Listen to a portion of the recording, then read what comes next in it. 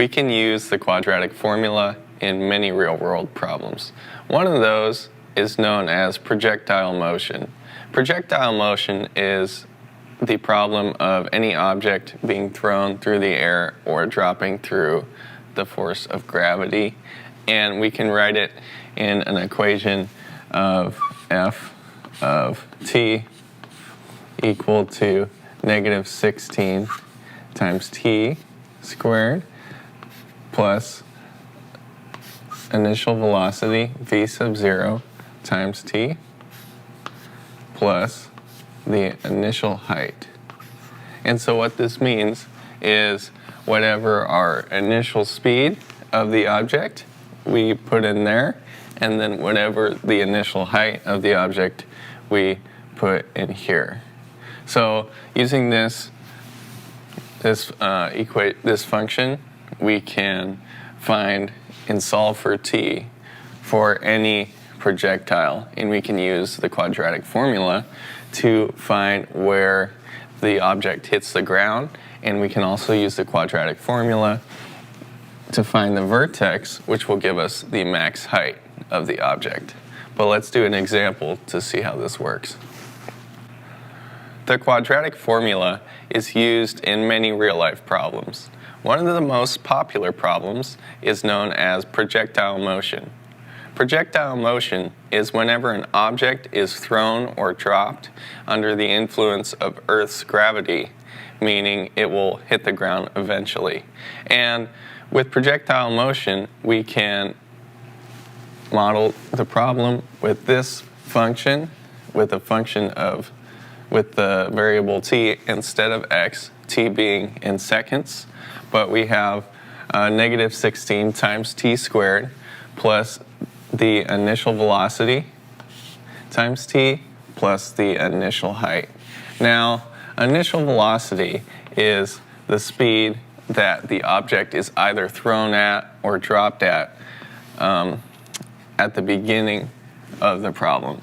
So when we do a projectile motion problem, we are given this number, and it'll usually say, like, John threw the ball in the air at a speed of 10 feet per second. But it will be given in the problem, and then our initial height is whatever height the object starts at. Say it was dropped from a building of 20 feet tall, then the initial height would be 20 feet. And then, so once we have those values, we can go ahead and solve for t using the quadratic formula. And what that will do is that will give us when the object hits the ground, the time at which the object hits the ground, which will be solving for t. And another thing we can do is if the ball is thrown into the air, we can use the vertex. We can find the vertex to find the maximum height of the object. So let's go ahead and try this on a practice problem. So in this practice problem, we're asked to find the max height, and we're also asked to find how long it takes the ball to hit the ground after being thrown. So what information have they given us? Well, let's read the problem. If John throws a ball in the air from an initial height, well, that is what we need over here, our initial height. So from an initial height of 6 feet, okay, so that's important. We know that our initial height is 6 feet, and then at a speed of 63 feet. So speed, that sounds familiar. That is our initial velocity. So how many feet per second? 63. 63 feet per second. What is the max height? Okay, so we extracted the two values that they gave us here. And so,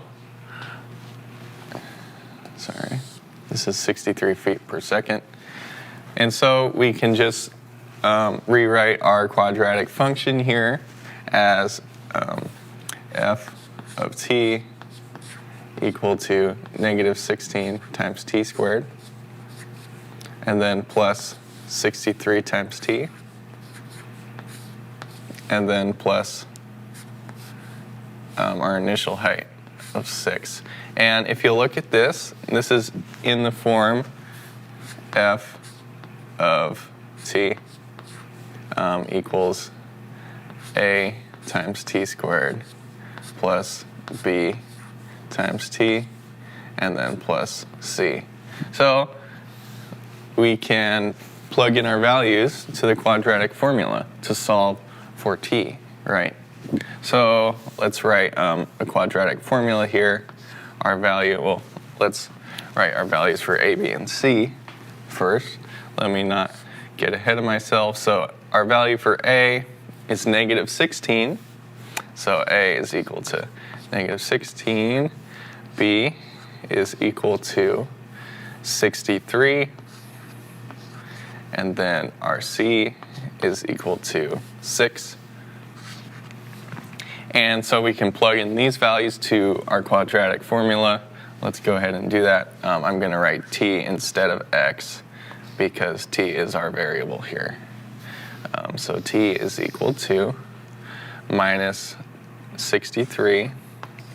We're probably going to need our calculators for this, plus or minus the square root of b squared, 63 squared. Yep, definitely going to need our calculators. 63 squared minus 4 times negative 16 times 6. And all over 2 times a, so 2 times negative 16. And so we can just calculate the square root to make our lives easier. So I'm just going to rewrite this as t equals negative 63 plus or minus over negative 32. So let's go ahead and calculate this out. I'm going to grab my calculator. 63 squared, so 39. 69 minus 4 times 16 times 6 will give us plus 384.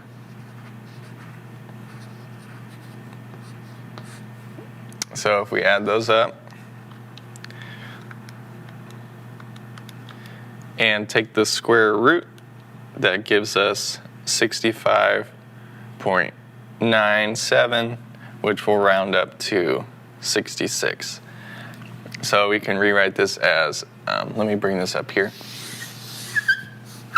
We'll rewrite this as t is equal to negative 63 plus or minus 66 all over negative 32. So if we simplify this, if we do the plus, t is equal to 63 minus 63 plus 66, that will give us positive 3 over negative 32, which gives us just negative 3 over 32. And then for our minus, we have, so 63 minus 66 gives us minus 129 divided by minus 32. So 129 divided by 32 gives us roughly 4.03. And so we'll just do a numerical round approximation of this. So 3 divided by 32. So this gives us like negative 0.09. And both these units are seconds because t is seconds. So if we want to look at this and think about it, if the time the ball is thrown is t equals 0, we don't want a solution that goes back in time, right? Because that doesn't make sense. So what that means is we can just get rid of this solution, and the solution that is after t equals 0 will be our solution, because that's when the ball hits the ground, is after. So we know 4.03 seconds is our solution for how long did the ball take to hit the ground, right? Because that's when the height is equal to 0. Also when the x-intercept is, or in this case it would be the t-intercept. So we have this part of the problem. How long will it take the ball to hit the ground after being thrown? So that part is done. And now we just need to find the max height. So let's do that over here. And for our max height, we just use the vertex formula. Or the vertex, we just find the vertex using the quadratic formula. So h equals minus b over 2a. And we can use our same values for a, b, and c that we got from our function over here. So we have, for b, this is also equal to, we have negative b, which is negative 63, over 2 times a. So 2 times negative 16. And if we want to do this in our calculator, that would give us, we already know it'll give us a positive number because there's 2 negatives. But 63 divided by 32 gives us 1.97 if we round. And this is in seconds, right? So this is not the max height yet, but this is the time that the max height is at. So what we need to do in order to find the actual max height is we just need to plug this in to find the y value. So if we plug this into our function f of 1.97 with 1.97 being t, we can just say, so negative 16 times 1.97 squared. Do you see what I'm doing here? I'm just plugging in the t value. It's just like plugging in an x value, plus 63 times our t value, 1.97, and then plus 6. So if we calculate this out in our calculator, that will give us the max height in feet. So 1.97 squared times negative 16. So that gives us negative 62, roughly, plus, let's see, 63 times 1.97 gives us 124.1 plus 6.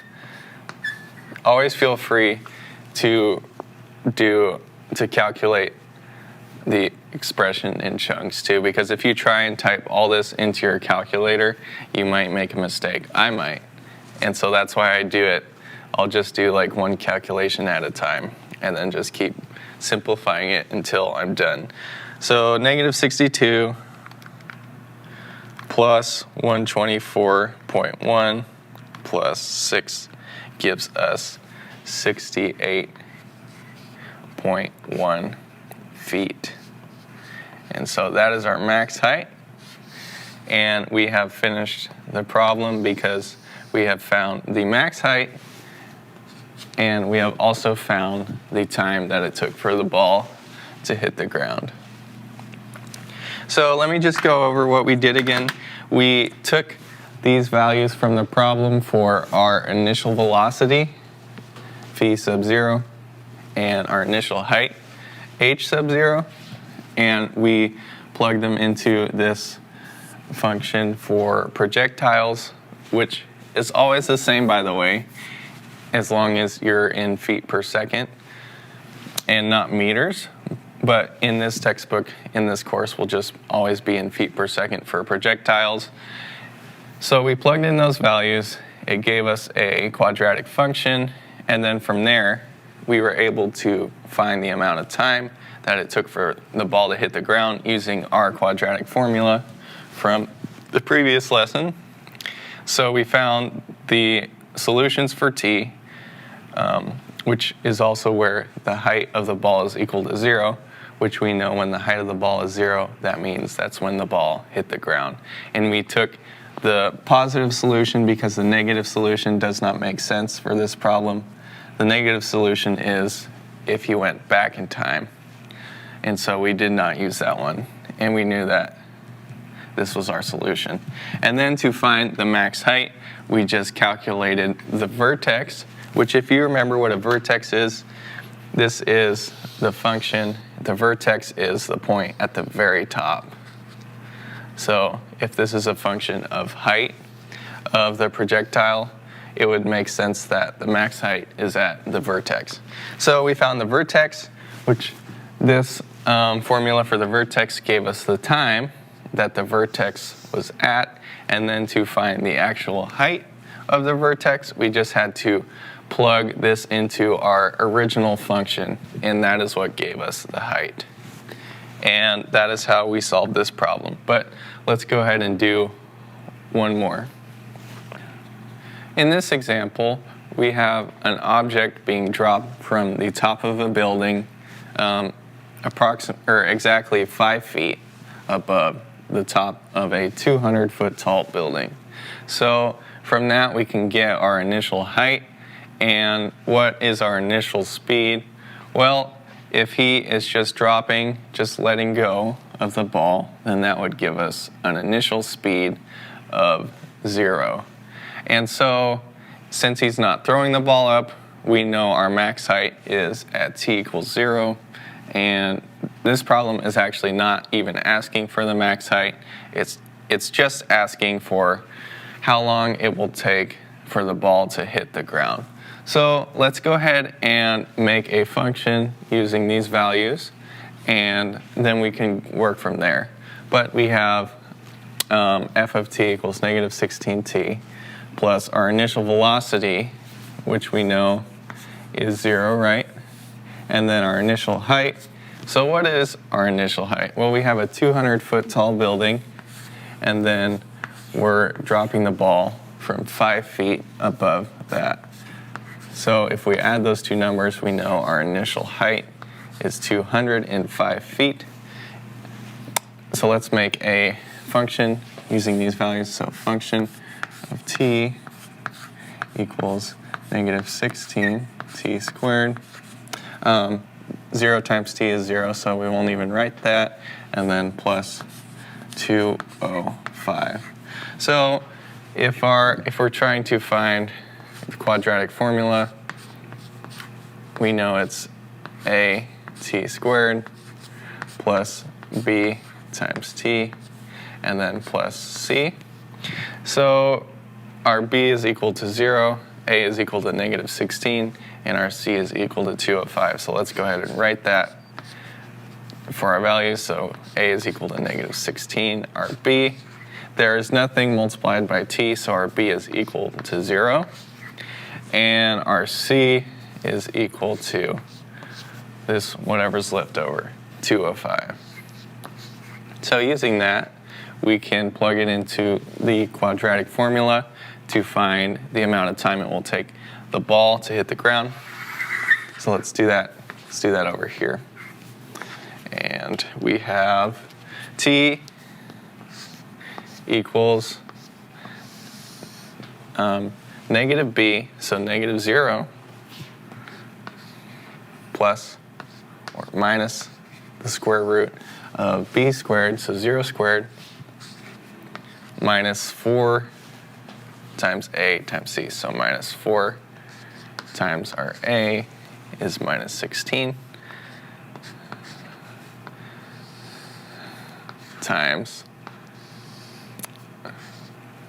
c, which is 205, all over 2 times a. So 2 times negative 32. No, 2 times 16, I'm sorry. I'm getting ahead of myself. So if we simplify this, Let's just go ahead and calculate the square root out now. We can do it in one calculation, which will be easy. So 4 times 16 times 205. And we know that this is positive because there's two negatives. And if we take the square root of that number, that will give us 114. Let me just double check here. So 4 times 16 times 205. Yep. So this is 0, so we just have t is equal to plus or minus 114.5. I did this in my calculator, divided by negative 32. So if we do the plus, we have t is equal to 114 divided by negative 32, gives us negative 3.58 seconds. And then if we do the positive, that gives us, I'll do this up here, gives us t is equal to positive 3.58. If we did the minus, so minus 114 divided by minus 32. And we don't want to go back in time, so we can throw out this solution, and this will be the amount of time that it takes for the ball to hit the ground. So almost 4 seconds, and that is the solution they're looking for. So we are done with this example. So in this example, we're given a initial height and a initial velocity, and they're asking us to find the times at which the frisbee will be at 40 feet. So Aaliyah's throwing a frisbee straight up in the air, and they want us to find when the frisbee is at this certain height of 40 feet. So we can expect to find two separate solutions, one that's smaller, and that is the frisbee on the way up, passing through the height of 40 feet, and then another one that is the time at which frisbee is on the way back down, passing through the height of 40 feet. So anyway, let's make a function with the initial velocity values, which is 55, and the initial height value, which is 4. And so let's just do that. F of t is equal to minus 16 t squared plus our initial height, 55 times t, or initial velocity times t, plus our initial height. And if we solved for this using the quadratic formula now, it would give us the time at which the frisbee is equal to 0, which we are not looking for. What we are looking for is actually the height of the frisbee, or the time at which the height of the frisbee is equal to 40 feet. So another way we can write this is 0, right? Because we're solving for when 0 is equal to this function. Or, since we're looking for when the time, or what time it's equal to 40, we can just write it as 40 is equal to this function.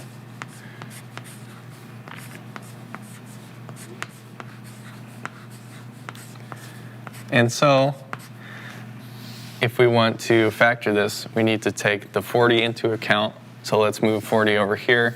I'm going to subtract 40 from both sides.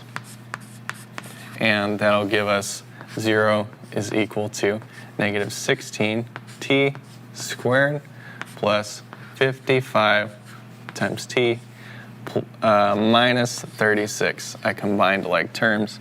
And if you'll look, this is a basic quadratic function, so we have our a, b, and c values. A is negative 16. B is whatever's times t, so 55. And our c value is the number that's left over, so c is minus 36. And we can plug these into the quadratic formula now. So let's go ahead and do that. Let's do it over here. I'll just try and make some room. So t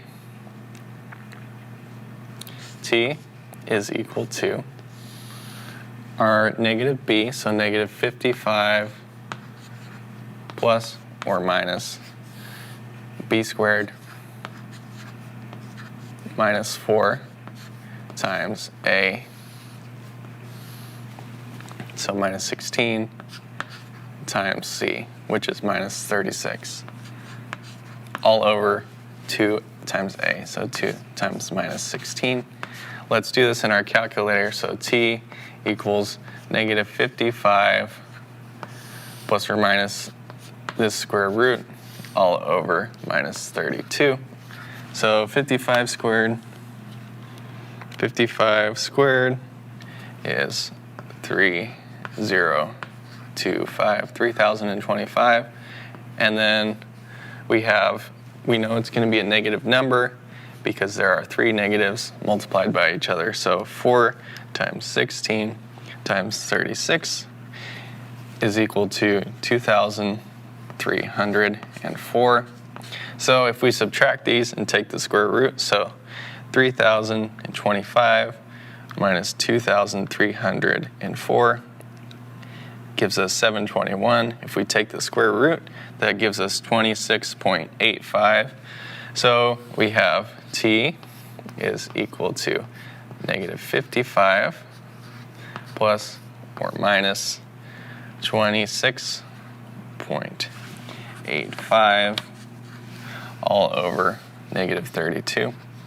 And we are looking for both solutions, remember, because they will probably both give us the height at 40. So I'm just going to bring this, let's bring this over here so we have more room. So if we do positive, so t equals negative 55 plus 26.85, that gives us negative 28.14 over negative 32. The negatives will cancel. So we have, divided by 32, we have equals 0.88 seconds if you round to 3 decimal points. And then we have t equals, let's do our negatives, so negative 55, negative 26.85 gives us negative 81.85 over negative 32. And that will give us 2.56 seconds, rounded to 3 decimal points. So these are our 2 solutions, and if you think about it, that sounds about right, because it will hit the height of 40 feet almost a full second after Aaliyah throws it, and then also on the way back down at about 2.5 seconds, it will hit the height of 40 feet.